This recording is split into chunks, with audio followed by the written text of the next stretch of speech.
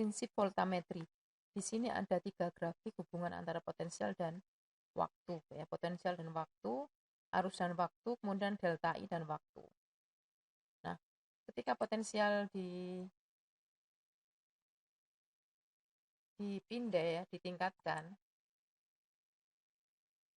maka arus diukur, ya. Jadi potensialnya naik, maka dengan kenaikan potensial itu nanti pada potensial tertentu untuk ion-ion logam itu akan mengalami reaksi redoks, ya.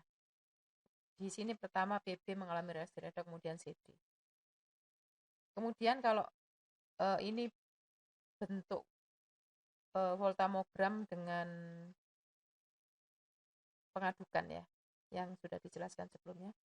Kemudian yang ini adalah bentuk voltamogram yang tanpa diaduk. Kalau kita lihat di sini, ya, I ada potensial, kemudian di sini adalah di tengah-tengah ini adalah potensial setengah puncaknya, ya, yang kemarin, ya. Gitu, ya. Kemudian di sini ion logam itu akan mengalami deposisi, ya, mengalami reduksi, ya, karena potensialnya dibuat rendah, lebih rendah dari potensial reduksi ion logam itu. Ya, jadi pada saat dia mengalami reduksi itu adalah dihasilkan puncak-puncak ini, ya. Pada saat terjadi pertukaran elektron, ya, satunya menerima, satunya menyerahkan, maka di situ akan ada arus puncak. Nah, di sini elektroda diberi muatan negatif sehingga ion-ion itu akan mengalami reduksi, ya, ion positif, ya. Ion logam itu akan mengalami reduksi. Elektron berasal dari permukaan elektroda.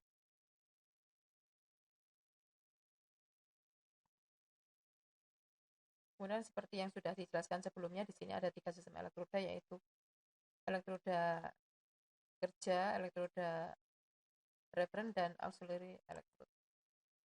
Kemudian elektroda reference itu dia mempunyai potensial yang stabil, ya, sehingga akan diperoleh voltamogram yang reproducible, ya, yang stabil pula.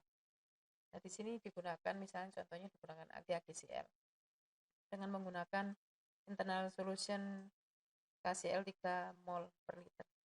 Kemudian ada juga dikenal double junction system dengan kation yang dapat dipertukar dengan elektrolit yang dapat ditukar, ya.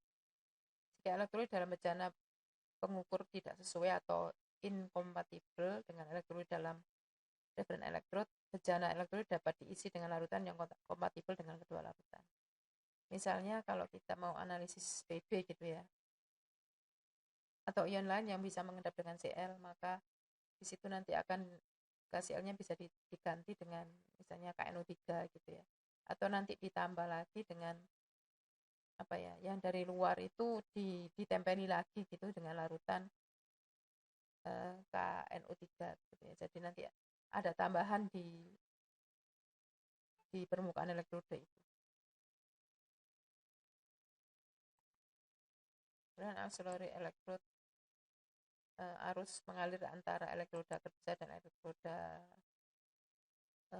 pembantu. Kemudian biasanya ini ada dua macam yang bisa digunakan, tapi pada umumnya menggunakan platina. Jarang digunakan gelasi karbon. Nah, kalau misalnya nanti kapan gelasi karbon digunakan, ya, ketika kita misalnya mau mengukur PT, ya. Jadi mengukur platina, ya, kita menggunakan auxiliary-nya gelasi karbon, ya. Jadi jangan menggunakan elektroda PT ini sebagai elektroda pembantunya, ya. Termasuk juga nanti misalnya kalau kita mau analisis merkuri, ya jangan kita menggunakan elektroda merkuri, ya.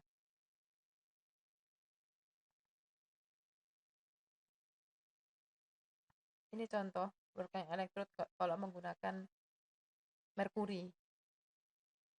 Ya, di sini ada MME atau multimode electrode.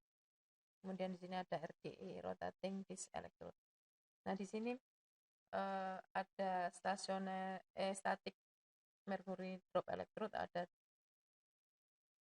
drop mercury electrode, kemudian ada hanging mercury drop electrode. Jadi satu elektroda ini bisa bermacam-macam mode ya. Kalau yang SMD ini saya belum terlalu banyak mengenal. Yang drop mercury electrode itu gini. Jadi nanti merkurinya ada di sini, kemudian elektrodanya merkurinya itu akan netes terus ya, drop merkuri. Dia netes terus. Jadi selama pengukuran itu merkuri ini selalu menetes. Ya, jadi selalu menetes sehingga nanti akan dihasilkan noise ya. Jadi nanti voltammogramnya atau polarogramnya biasanya digunakan untuk polarografi ya. Itu nanti noise-nya banyak ya karena tetesan-tetesan ini selalu keluar. Kemudian yang sekarang ya, yang banyak digunakan sekarang adalah hanging mercury drop electrode. Kalau hanging mercury drop electrode itu satu tetes ini digunakan untuk sekali pengukuran. Kalau yang drop mercury tadi sekali pengukuran itu bertetes-tetes, jadi jalan terus, netes terus. Tapi kalau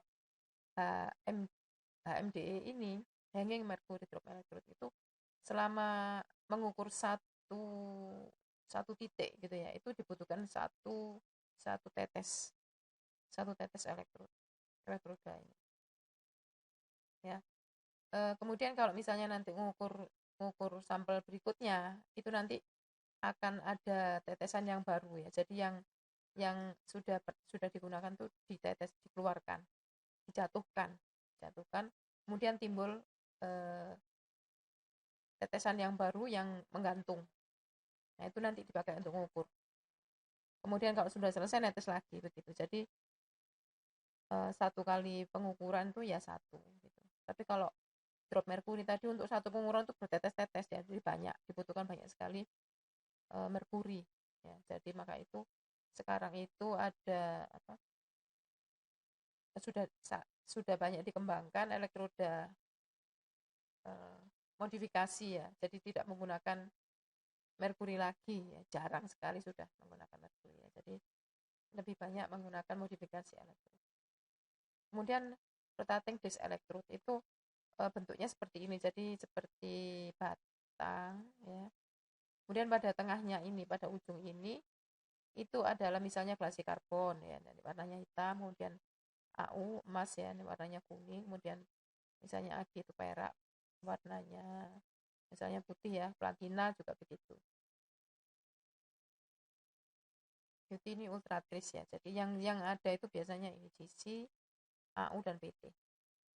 Itu yang biasanya sudah siap di situ. Kita punya ini alat ini tapi sudah lama rusak. Nah, penampakannya seperti ini ya. Jadi kalau ini kalau menggunakan merkuri seperti ini, kalau menggunakan rotating disk electrode itu seperti ini. Jadi seperti ini ya. Nah, ini bagian ujungnya ini. Kemudian nanti dimasukkan ke alat ini ya. Dan nanti dipasang ke alatnya. Nah, jadi ujung-ujungnya inilah yang harus sebagai elektrodenya ya. Jadi ini kira-kira diameternya 1 mili kira-kira ya.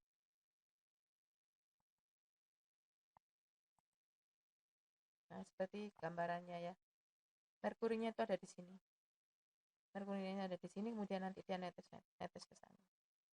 Nah, ini nanti diatur. Besarnya tetesan juga diatur sekian. Ukurannya kecil sekali gitu ya. Kemudian juga nanti waktu netes terus itu bisa diatur ya. Jadi dengan mengatur ini, mengontrol. Ya, ini ada bisa ada gasnya itu nitrogen juga, itu bisa untuk mengontrol tetesan dan ukuran dari tetesan itu ya. Gitu. Jadi terus nanti bagaimana ini kan di sampel ada ya, di sampel ada harus dikumpulkan ya. Jadi jangan dibuang ke lingkungan, harus dikumpulkan, kemudian nanti bisa dicuci lagi dan bisa digunakan lagi untuk elektroda. Tetapi mencucinya harus benar-benar bersih. Karena apa? Karena metode voltametri ini sangat-sangat peka ya. Jadi kalau misalnya ini sudah bekas dipakai dengan logam-logam atau yang non logam misalnya. Nah, di situ kalau mencucinya tidak bersih, maka di sini nanti akan keluar noise lagi ya. Jadi nanti akan mengganggu analisis yang misalnya seharusnya nggak ada jadi ada gitu. Karena apa? Karena elektrodnya sendiri sudah kotor. Ya, jadi ini harus bersih, benar-benar bersih. Nah, mencucinya dengan asam nitrat ya biasanya. Tapi metode cara waktu mencuci itu juga ada bahaya juga ya, karena merkuri kan gampang menguap, nanti terhirup juga ya. Jadi maka itu sudah jarang digunakan. Tetapi teorinya ini adalah teori dasar untuk mempelajari voltametri secara umum. Nah,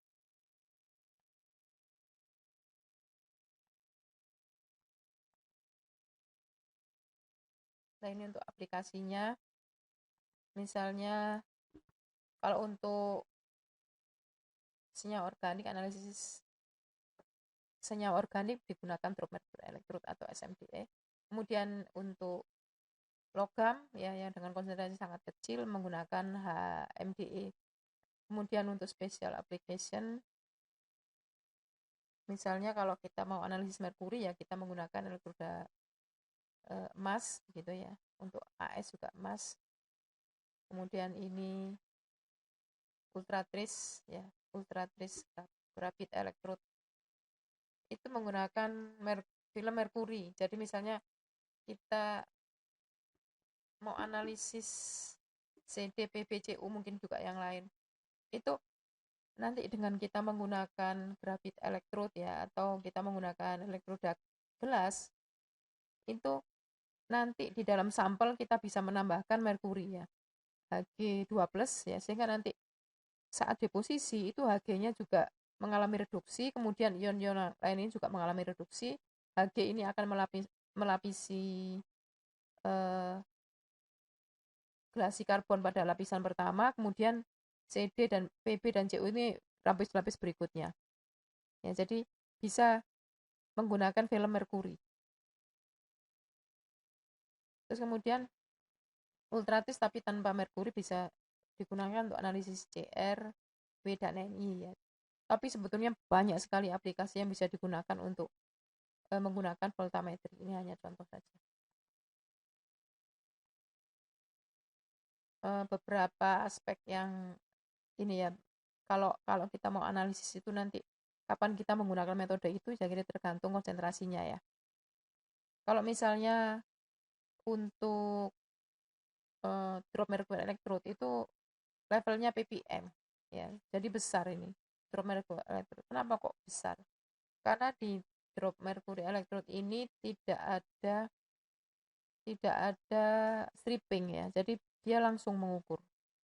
Jadi pada konsentrasi itu langsung diukur gitu ya. Jadi misalnya tadi sampel kita PB ya, PB elektroda kita beri muatan negatif, maka PB akan mengalami reduksi. Nah, saat reduksi itulah langsung diukur. Ya, begitu. Makanya itu dia levelnya ppm. Ya, seperti AS ini. Jadi AS itu kan ppm. Ya, AS dengan nyala api itu kan ppm. Kemudian untuk SMD itu lebih kecil dari ppm. Kemudian ini ada hanging mercury drop electrode ini bisa lebih kecil ya, jauh lebih kecil. Karena apa? Di sini bisa menggunakan metode stripping ya, menggunakan stripping. Jadi nanti limit deteksinya lebih kecil dan bisa untuk mengukur sampel dengan konsentrasi yang sangat kecil ya, dari ppb bahkan ppt. Ini elektrode yang biasa digunakan ya, elektrode standar yang sudah ada di alat itu biasanya ya. Elektrode yang belum dimodifikasi dan sebagainya. Lah, merkuri itu mempunyai ring kerja di daerah ini. Ya, kemudian gelasi karbon lebih luas. Kemudian emas, ya, kemudian platina. Nah, kalau lebih dari ringnya dia itu akan mengalami oksidasi. Jadi Jadi bahannya itu, maksudnya itu elektrodanya sendiri akan mengalami oksidasi. Kemudian kalau di bawahnya itu tentunya dia akan mengalami reduksi begitu. Jadi ada daerah-daerah di mana digunakan pengukuran dengan menggunakan elektroda yang sesuai ya. Jadi pada voltametri itu tidak terlalu luas untuk potensialnya ya. Karena apa? Karena keterbatasan dari elektroda itu. Maka itu untuk senyawa untuk logam tertentu itu tidak bisa diukur di daerah ini. Ya misalnya contohnya itu kalium, natrium ya, itu dia sangat rendah sekali di sebelah sana misalnya seperti itu. Jadi tidak bisa digunakan alat voltametri untuk mengukur misalnya tadi natrium, kalium gitu ya. Karena di luar ring ini ya, di luar ring ini. Jadi harus disesuaikan elektrodanya. Elektrodanya tidak bisa bekerja. Nah, bagaimana menyiasatinya begitu ya? Termasuk juga misalnya untuk kalsium gitu ya misalnya, atau mungkin tanah jarang. Bagaimana menyiasatinya begitu ya? Nah, biasanya itu mereka dibuat kompleks ya. Dibuat kompleks dengan ligan organik gitu misalnya, senyawa kompleks. Kemudian senyawa kompleks tadi bisa diabsorpsi di daerah ini misalnya, seperti itu ya. Jadi bagaimana cara kita mengakali ya daerah-daerah yang di luarnya ini, di luarnya potensial reduksinya, di luarnya daerah ini, itu diakali dengan cara misalnya menggunakan pengompleks ya, sehingga nanti dia akan membentuk kompleks dan bisa dibaca di daerah ini, begitu.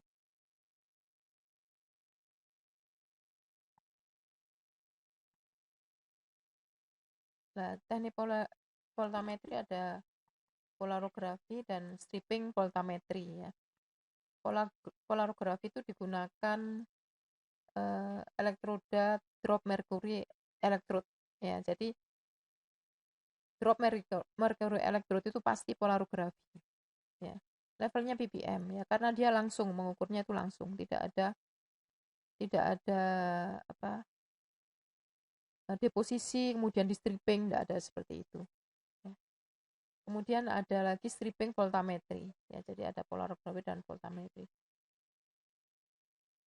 Digunakan HMDE dan RDE bisa ya, jadi nanti akan mengalami deposisi dulu baru nanti di stripping. Kemudian ini PPB level dengan deposisi ya, tentunya dengan deposisi. Kalau tidak deposisi misalnya PPB ini langsung diukur secara langsung ya, itu tidak bisa dibaca ya, jadi harus melalui deposisi, nanti akan dijelaskan kemudian ya. Untuk polarografi itu langsung diukur, misalnya PB menjadi PB0, sudah ini serah timah elektron ini itu langsung diukur ya. Jadi ya apa adanya gitu ya, jadi yang diukur apa adanya. Jadi makanya itu dia konsentrasinya tanda petik cukup tinggi, yaitu ppm misalnya seperti AS biasa ya. Jadi mirip AS saja konsentrasinya sekitar itu. Kemudian ini merupakan tipe voltametri yang klasik ya. Jadi yang pertama mendapatkan hadiah Nobel adalah ini. Jadi polarografi adalah metode yang pertama untuk volta, yaitu adalah polarografi. Kemudian reduksi atau oksidasi langsung pada permukaan elektroda, itu tadi maksudnya langsung. Jadi begitu dibaca ya sudah itu gitu. Analit berdifusi dari sampel atau larutan ruah ke permukaan elektroda. Selanjutnya mengalami reduksi atau oksidasi. Sensitivitasnya terbatas, ya, berarti karena langsung diukur. Batas deteksinya adalah antara 5 kali 10 pangkat min 6 sampai 1 kali 10 pangkat min 5 molar. Ini merupakan teknik yang umum. Kemudian teknik voltametri, ya ini polarografi dan stripping voltametri. Untuk polarografi biasa ya, jadi diukur langsung itu ya ini tadi, ini potensial dinaikkan, itu tadi langsung PB atau CD itu akan terukur begitu ya. Potensial ini bisa naik bisa turun ya, jadi tergantung nanti maksudnya naik gitu. Jadi bisa dinaikkan atau bisa diturunkan, nanti tergantung reaksinya. Ya ini seperti yang tadi akan direduksi langsung, jadi ini langsung. Nah kalau stripping bagaimana? Stripping itu nanti pada potensial tertentu itu dilakukan deposisi dulu. Jadi ibaratnya seperti ini ya, kalau kita itu setiap hari punya uang 10.000. Kalau di polarografi ini ya langsung dibaca 10.000 itu. Padahal dia tentunya tidak bisa membaca sebetulnya, 10.000 dia nggak bisa baca. Nah, ini kalau ini kita misalnya tiap hari itu punya uang 10.000 lah. Kalau langsung dibaca itu nggak kelihatan. Kalau misalnya nanti uang 10.000 itu ditabung begitu ya, di deposisi, di deposito. Misalnya tiap hari kita nabung 10.000, 10.000, 10.000 selama 1 bulan. Tinggal ngalikan berapa lah, itulah yang dibaca. 10 kali 30 begitu pembacanya. Nah itulah cara stripping ini. Sehingga yang terbaca 30 jadi besar kan. Nah itu nanti arusnya akan tinggi begitu. Kalau yang ini enggak. Kalau yang ini ya 10 ya dibaca 10 jadi arusnya itu akan terlihat rendah. Kalau yang ini 10 bisa dibaca 30 gitu karena ada namanya deposisi. Kemudian setelah deposisi di stripping. Nah, deposisi sendiri diberikan potensial tertentu ya, kemudian dengan waktu tertentu dibiarkan saja. Sehingga dia nanti akan ngumpul terus begitulah. Ketika deposisi ini harusnya tidak diukur. Ya, ketika deposisi ini harusnya tidak diukur. Kemudian setelah deposisi waktu tertentu misalnya 30 detik atau 60 detik ya, maka itu sudah ngumpul kan. Nah setelah itu di stripping. Nah tentunya strippingnya itu di potensialnya itu dinaikkan ya, jadi dia dilakukan reoksidasi, maka dia akan keluar. Nah ini namanya stripping itu tadi, yang awalnya nempel ya, deposisi itu nempel-nempel ini di permukaan elektroda merkuri, kemudian karena potensinya dinaikkan maka logam-logam itu akan berubah menjadi positif lagi dan dia tidak nempel di sini, dia pasti keluar. Nah ketika keluar itulah dia menghasilkan arus puncak di sini. Itu stripping.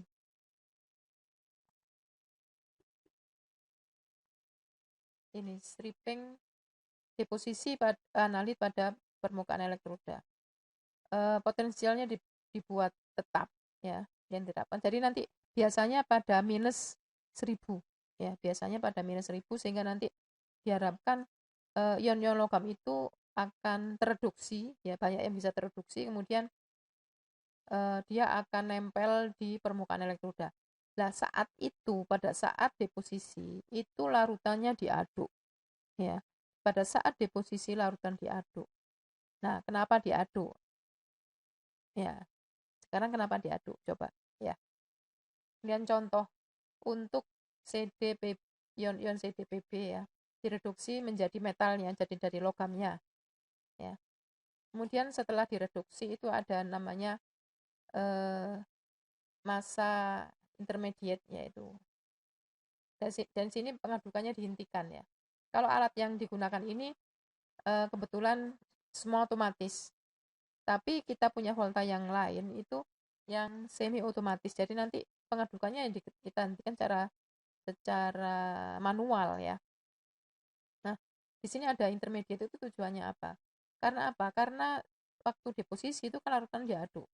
Sementara pada saat stripping atau pengukuran itu larutan tidak boleh diaduk. Nah, antara diaduk dan tidak diaduk ini kan ada masa intermediate ya atau kesetimbangan ya. Jadi tanpa nah seperti orang lari ya. Orang lari tiba-tiba harus berhenti. Lah pas berhenti kan masih menggos-menggos. Lah menggos-menggosnya itu tidak boleh diukur. Ya, karena dia akan menghasilkan arus. Ya. Jadi dia waktu berhenti ini masih bergerak sedikit. Meskipun sudah dihentikan. Jadi masih ada sisa gerakan gitu ya. Oleh karena itu di sini ada. Lah ini hanya sekitar 2 detik. Ya, dihentikan kemudian berhenti, dihentikan ya, kemudian kira-kira 2 detik baru diukur. Jadi nanti pada saat stripping ini ya tanpa pengadukan, kemudian potensialnya itu direm, dipindai sehingga analit direduksi atau dioksidasi. Contoh CDPB dioksidasi Jadi reoksidasi kembali. Keuntungannya sensitivitasnya naik ya, sehingga cocok untuk analisis trace ya, konsentrasinya naik karena ada tahap deposisi. Kemudian ada dua tipe stripping voltammetry, yaitu anodic stripping voltammetry atau ASV dan cathodic stripping voltammetry. Nah, ini contoh voltamogram ya, supaya memudahkan. Nah, ini di deposisi pada minus 1500 ya ternyata, karena ada seng ini ya. Kalau yang CDPB ini di deposisi minus 1000 dia sudah mengalami reduksi. Ternyata ZN belum. Ya, jadi ini ada campuran seng, CD, PB, AS, dan CU. Nah, ini di deposisi pada minus 1500 mV. Ya. Ketika itu ini di permukaan elektroda itu banyak sekali elektron. Di sini saat deposisi itu diberi waktu ya, ada bisa 30 detik atau 60 detik begitu ya. Nah, itu maka nanti ZN, CD, PB, AS, dan CU itu semua akan terdeposisi pada permukaan elektroda. Kemudian dengan waktu tertentu. Kemudian setelah waktu tertentu tadi maka dilepaskan ya, jadi dioksidasi. Jadi potensial diarahkan dari yang negatif ini minus 1500 ke arah positif, ke arah sana. Nah, ternyata ZN, CD, PB, AS, dan CU semua bisa dianalisis secara bersamaan. Ini keunggulannya ya, jadi seperti itu. Nah, sekarang setelah itu ya, kita ukur nanti arusnya ya, arusnya ini tidak langsung dibaca di sini ya, misalnya ini berapa angkanya, tidak ya. Tadi kita ada baseline-nya. Ini diukur seperti ini baseline-nya, kalau dari sini, kemudian ini ya baseline-nya begini, ukurnya di sini. Ya, jadi bukan mulai nol begini. Ya, jadi mengukurnya mulai baseline, termasuk CU ini nanti baseline. Nah, sehingga harusnya sekian. Nah, sekian. Gitu ya. Jadi ini bisa mengukur langsung banyak ya. Nah, misalnya kalau kita deposisi di daerah sini minus 1000 ya. Maka yang bisa terreduksi adalah CD, PB, AS, dan CU. Begitu. Yang ZN enggak bisa karena dia masih di bawah ini, di bawah 1000. Kalau kita mau deposisi minus 500, berarti yang bisa adalah AS dan CU. Yang lain ini tidak bisa. Ya, karena dia belum mengalami reduksi. Sementara AS dan CU bisa. Gitu ya. Jadi kalau misalnya kita deposisi di minus 500 mV, maka yang kita bisa analisis adalah AS dan CU. Demikian juga kita misalnya potensial yang kita terapkan tadi itu misalnya mulai 1500 sampai 0 sampai sini misalnya ya, kita hentikan misalnya sampai 400 gitu ya. AS dan CU tidak akan kelihatan nanti. Yang kelihatan adalah seng, CD, dan PB. Ya, jadi ini bisa kita atur nanti potensialnya berapa. Ya, begitu. Jadi kalau kita misalnya di dalam campuran itu ternyata ada AS atau CU, padahal kita tidak ingin melihat dia gitu ya. Ya sudah, kita analisis, kita hentikan sampai di sini supaya AS dan CU nggak keluar. Gitu ya. Nah, kalau misalnya kita mau analisis AS dan CU dengan metode ini misalnya, dengan menggunakan elektroda ini, elektroda pendukungnya sama semua, sementara di situ ada PB, CD, dan ZN, kita tidak ingin mereka ini mengganggu, ya kita deposisi di daerah sini, minus 400 sekian, sehingga PB, CD, dan ZN belum mengalami reduksi, begitu ya. Jadi bisa diubah, kita melakukan pengaturan, bisa kita atur. Kemudian bagaimana anodic stripping voltammetry? Kenapa disebut anodik? Karena pada saat tahap stripping itu reaksinya adalah reaksi oksidasi, ya. Anodik oksidasi. Jadi yang diukur adalah saat stripping ya. Saat deposisi tidak diukur. kemudian di swab menuju ke potensial yang positif. Ada 2 tahap. Pertama deposisi. Di sini metal mengalami reduksi. Misalnya CD, ya, CD2+ mengalami reduksi menjadi CD0 dan dia nempel di permukaan elektroda merkuri. Ya nempel kan tadi ya. Nah, ini ketika deposisi ini apa? Potensialnya misalnya -1000 ya, misalnya. Potensialnya tetap. Dibuat potensialnya tetap, diberi waktu tertentu, larutannya diaduk. Ya. Jadi deposisi itu potensialnya dibuat tetap, tidak diubah maksudnya, tetap di daerah itu misalnya -1000 misalnya ya. Kemudian larutan diaduk, kemudian diberi waktu tertentu. Di sini di sini arus tidak diukur. Berikutnya, setelah waktu tertentu tadi di deposisi, maka konsentrasi yang kecil dari CD itu akan ngumpul ke permukaan elektroda, sehingga pada permukaan elektroda itu banyak sekali CD. Kemudian, kita lakukan stripping, yaitu determinasi, yaitu penentuan. Jadi, di sini pengadukan dihentikan. Potensial dialirkan ya, dari rendah ke tinggi ya. Dari rendah ke tinggi, pengadukannya dihentikan ya. Nah, arusnya diukur. Di situ nanti arus yang keluar akan tinggi. Kenapa? Karena sudah dikumpulin tadi banyak kan? Kan ada hubungan antara konsentrasi dan arus ya. Jadi ada hubungan antara konsentrasi CD dan arus. Kalau tadi sudah dikumpulin begitu banyak selama 60 detik misalnya, tentunya di situ banyak sekali CD yang ngumpul. Nah, ketika dikeluarkan atau di stripping itu kan bareng. Nah, itu makanya bisa diukur. Jadi konsentrasinya menjadi lebih tinggi. Ibaratnya ya sekarang, misalnya kalau kalian itu mau kuliah itu kan nggak bareng kalian ya. Datangnya itu kadang nggak bareng ya. Satu gitu ya.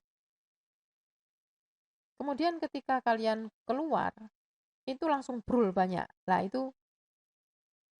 Jadi bedanya antara yang deposisi dan pengukuran secara langsung dan menggunakan cara stripping. Seperti itu ya. Jadi nanti akan terukur, akan terlihat banyak. Sehingga nanti limit deteksinya juga menjadi lebih kecil. Kemudian pada adsorptive stripping voltammetry, ion logam dalam larutan ya ditambahkan pengompleks. Kemudian kompleks itu dideposisi pada potensial tertentu di mana kompleksnya tadi dalam bentuk yang masih kuat dalam bentuk kompleksnya ya, itu dideposisi pada permukaan elektroda. Kemudian dilakukan stripping di mana nanti kompleks itu akan lepas ya. Jadi kompleks itu akan melakukan pelepasan ya, Ni-nya lepas sendiri, kemudian pengompleksnya lepas sendiri. Itu tahap stripping. Dan di sini tujuannya apa? Tujuannya untuk meningkatkan sensitivitas dari analisis. Misalnya kalau kita tidak menggunakan adsorptif ini, misalnya analisis Ni dengan cara